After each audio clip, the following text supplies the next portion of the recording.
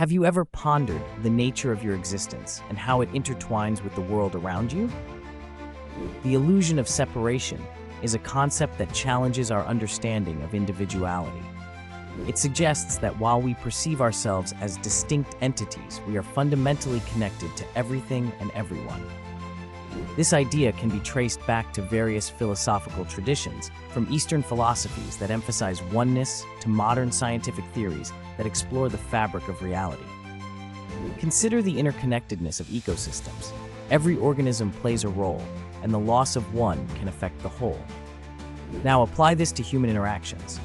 Our thoughts, actions, and feelings ripple through the fabric of society, impacting others in ways we often overlook.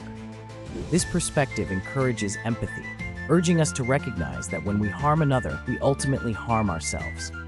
Reflect on your relationships, your community, and even your environment. Do you see the threads that bind us all? By contemplating this illusion, we can foster a deeper understanding of our shared existence and the responsibility that comes with it, leading to a more compassionate and harmonious world.